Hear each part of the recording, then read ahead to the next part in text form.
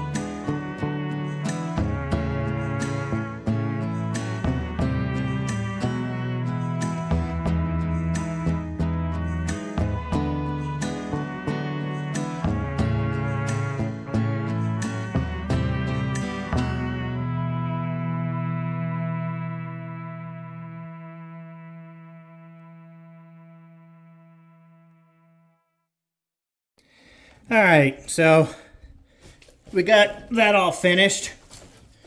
Finally, up underneath there. Now, not sure how much y'all could see because it is very tight. It was tight enough for me to even try to work in there. So you can see that this is sticking down a little, which it looks like it's more than it is. It's actually only sticking down 1/8. The reason why is because this old lumber is only 7 1/8. The new is 7 1/4. But so they cut that joist here for the drain to the tub, and then they cut it there for the drain for the toilet, which is a really not a good idea if you're not going to re-support it because the toilet gets a lot of weight. The one under the tub hadn't really moved. You probably noticed I pushed this one up by hand. I did not use a jack, and that's because it's completely underneath the tub. And with that being the case, there's not really any weight because the center of the tub is actually up off the ground at least a little bit. Generally at least a 1/2 inch, maybe more. So with that being the case, there's no weight on this one. So this one's not really a big deal. But this one here, right, is I had to push up with the jack a little bit, not much. And that's because it has the weight of the toilet and all that flooring in between. And then same thing on the other side of the toilet. The other side of the toilet wasn't as bad because it's really short, and with it being against the wall, most people aren't going to be walking there too much. But yeah, so jacked all that up, put the hangers in. I will be doubling this because it's being used as a hanger for that other joist. So I'll be doubling this, but that is easily done from above. Hopefully y'all will be able to see, at least mostly above. I mean, I'll be sliding it under here and under the other side, but you'll be able to see most of that from above. So this at least takes care of the difficult, hard part. And so we did not have to remove the toilet, at least, or the tub, which is nice. And I don't know if I really showed it, but there was a big hole underneath this toilet, roughly around the middle, because that's where that joist is, where it was down about a 1/2 inch to 3/4, and now it is flush across through there. So that pushed it all up. That is good. And then we'll be able to move on to this. And I guess I'm going to go ahead and get started. The good thing about this is there is a ledger there where it slides up underneath. I may have to 2-piece this just to get it in. And if so, which I mean, I'm pretty sure I will because of the flooring in the way and the plumbing pipes. So yeah, I'll have to 2-piece it, but that's not going to be a big deal. With our doubling, our first support is here. So we will make sure we run as long past there, and then we'll just finish it off on the end, and then probably come back and connect it with a nut with a scab to tie them together, or use a repair plate. I'll decide that after I see exactly where I have to make that splice. So, anyways, move on to the next thing. And I forgot to mention, there's also a ledger on the other side. So there is a ledger on both ends, which means I don't have to do those hangers. Those hangers were a real pain down there, and that is because there's no room really to swing a hammer. I started running out of screws, and so I did use nails on a couple of the ones because I don't want to use regular screws. I need to use strong tie screws if doing this. They have the tensile strength you need. But so yeah, I had went ahead and used nails on a couple that were a little more where I could get to with a hammer, but they were still difficult. So anyways, here we go.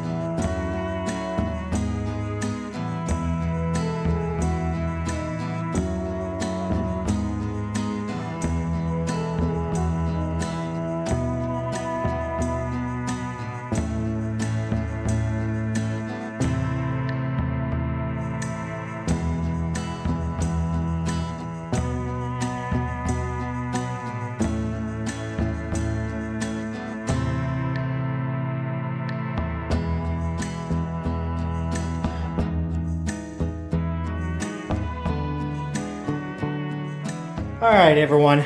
So that's where I am going to leave this today.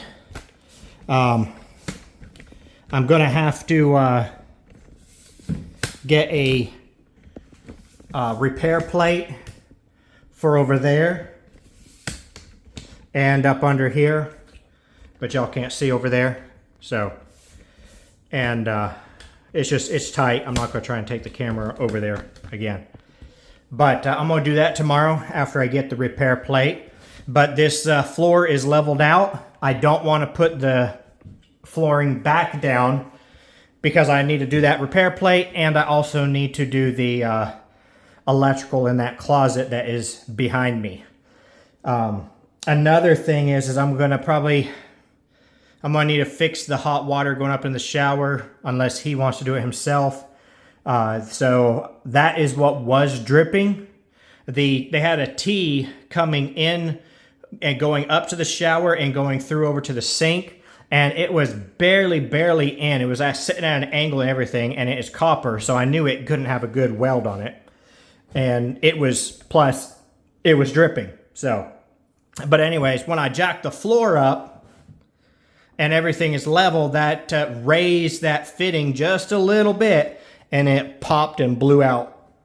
So I actually have the hot water shut off right now in here. He still has cold water if he was to want to come out here and do some work and need to rinse out like some paintbrushes or something like that. He'll still have cold water to work with.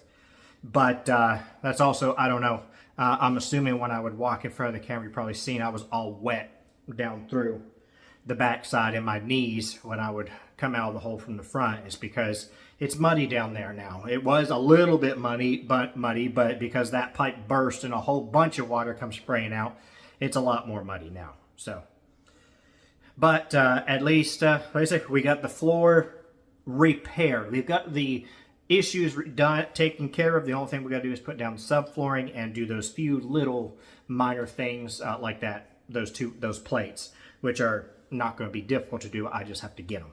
So, and that will take just a few minutes. But we'll see if the mud's dry tomorrow. If it is, we'll probably start with that. But otherwise, we still got plenty more to do. So, hope you enjoyed watching, and I'll see you the next time.